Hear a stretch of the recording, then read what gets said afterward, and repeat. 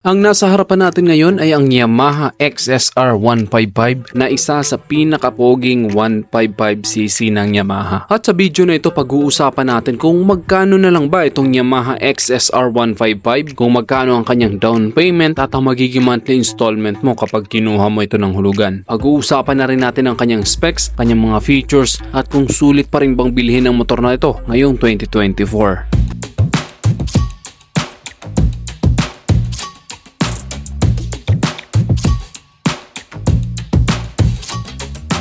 Nandito tayo ngayon sa Yamaha 3S Shop, dito yan sa Motor Trade San Roque Branch, Iriga City. At ayan, nasa harapan natin ngayon ang napakapoging Yamaha XSR 155 Color Matte Silver Premium. At sobrang premium talaga ng disenyo ng motor na to. Napakayayamanin ng kanyang forma, parang magmumukha kang artistahin kapag ganito ang motor mo. Ang tawag sa ganitong forma ng motor ay vintage or classic bike. Yung mga ganitong forma ay timeless, hindi naluluma. At ang maganda dito sa Yamaha XSR 155, pinagsamang classic and modern ang motor na ito. Dito sa kanyang headlight, pabilog ito at napaka-vintage ng kanyang design. Then naka-LED na rin yan kaya maliwanag ang kanyang headlight at meron na rin itong DRL o daytime running light. Nandito sa gitna, meron pang nakalagay na XSR. Maganda rin ang pagkakaposisyon itong kanyang mga turn signal lights. Katabi lang ito ng kanyang headlight kaya very visible ito. And naman yung kanyang mga turn signal lights ay naka-bulb type pa. Then napaka-premium tingnan nito mga aluminum na ito. Ang tawag dito ay handcrafted heritage parts. Signature na yan ng XSR design na halos lahat ay merong ganyan at napakagandang tingnan. Then maganda yung kanyang suspension dahil naka-inverted shock na ito or upside down front fork. Ayun, mahaba ito kaya siguradong smooth na smooth kahit na mapadaan ka sa mga lubak-lubak na kalsada. Ayun, color black yung kanyang suspension kaya bumagay sa forma nito. Then dito sa kanyang front fender, color silver din ito. At ayun, matte finish ito kaya napakagandang tingnan and very premium din yung quality ng kanyang front fender. Then dito sa gilid, color matte black naman itong nakamount na ito. Pagdating naman sa kanyang preno, ito ay naka single disc brake with 2 piston caliper pero hindi pa ito naka ABS. Then napakalapad ng kanyang gulong. Ang sukat ng kanyang gulong dito sa harapan ay 110 by 70 by 17. Then naka tubeless na ito. Maganda yung gulong na ginamit dito dahil naka dual purpose tires na ito.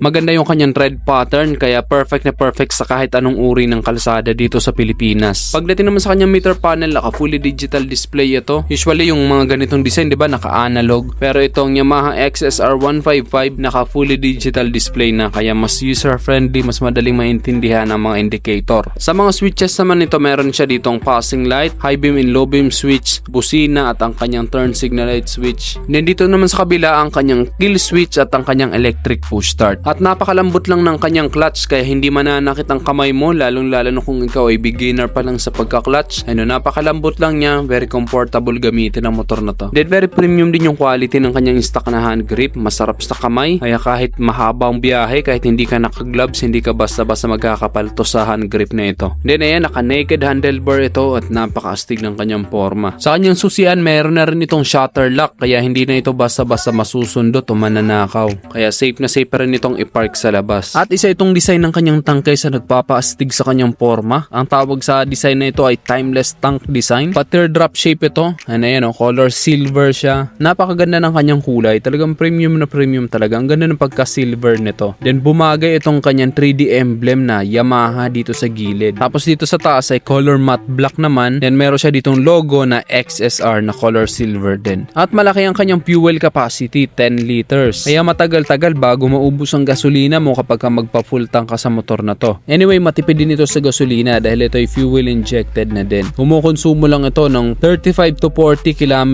per liter. Kaya malayo-layo na rin talaga mararating mo sa isang full tank mo. At pagdating naman sa makina nito, ito ay 155cc liquid cooled 4-stroke single overhead cam, 4 valves at meron na rin itong VVA o variable valve actuation. Naka single cylinder ito at ang kanyang bore and stroke ay 58 by 58.7 mm at ang kanyang compression ratio ay 11.6:1. Naka 6 speed ito at ang maganda sa motor na to, meron na rin itong assist and slipper clutch na mas smooth every time na mag mag-change gear ka. Ang maximum power naman ito ay 14.2 kilowatts at 10,000 RPM with a maximum torque of 14.7 Nm at 8,500 RPM. Kaya talagang hindi ka mabibitin sa performance itong Yamaha XSR 155 na ito. Then pagdating dito sa kanyang upuan, napakagandang tingnan. Ang tawag dito ay heritage seat. Classic na classic yung kanyang style. At komportable ka dito pati ang angkas mo dahil malapad ang kanyang upuan at maganda ang quality ng leather na ginamit dito. Mukha siyang genuine leather, no? Tapos makapal siya kaya siguradong matibay ang leather na ginamit dito. Then malambot din ang kanyang cushion kaya komportable ka talaga sa mahabang biyahe. Then ang ganda nito kanyang fairings dito sa gilid,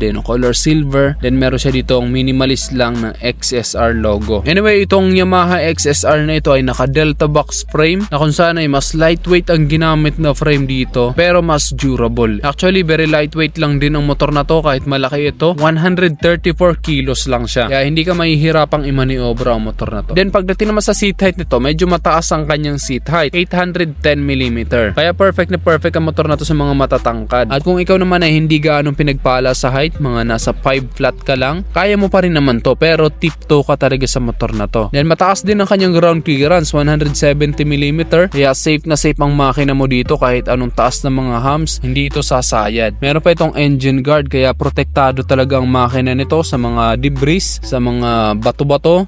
Pero plastic lang yung tong kanyang engine guard dito sa baba. Pagdating naman sa kanyang taillight, maliit lang yung kanyang taillight pero compact yan. Maliwanag yan dahil naka-LED na rin yan. Then very unique, di ba, yung kanyang design ng kanyang taillight. Maganda siyang tingnan at bumagay sa kanyang forma. Yung kanyang mga turn signal lights naman, ayan nakahiwalay kaya kitang-kita every time na naka-signal lights ka. Meron din itong reflector for added visibility at meron din itong plate light para sa plate number mo. Then kung mapapansin natin, wala siyang grab bar, no? Kaya kung meron kang angkas, ayakap siya sa'yo or hahawak siya sa ilalim ng upuan. At bagay na bagay yung forma ng kanyang muffler, no? Color silver dito sa dulo. Tapos meron siyang mga bilog-bilog, parang butas-butas yung kanyang design. Yan ang kanyang heat guard. Ayun, diba? Bagay na bagay. And safe na safe ang paa mo dahil nga meron siyang mahaba at naka full cover talaga siya ng heat guard. Kaya kahit madikit ka dyan, hindi ka mapapasok. Then ayun, napakalapad ng kanyang gulong dito sa likuran. Ang sukat nito ay 140 by 70 by 17. Ayun, diba? Napakalapad kaya mas stable ito lalo na sa mga cornering. Then sa kanyang preno naman ay naka disc brake with single piston caliper. Then sa kanyang suspension ay naka link monoshock ito. Then ayun, color yellow yung kanyang suspension. Pagdating naman sa kanyang presyo dito sa Yamaha 3S Shop Iriga City ay 182,000 pesos. At pwede mo rin siyang i-avail ng installment. Ang minimum down payment nila dito ay 30,000 pesos at ang magiging monthly installment mo sa 36 months or 3 years ay 7,676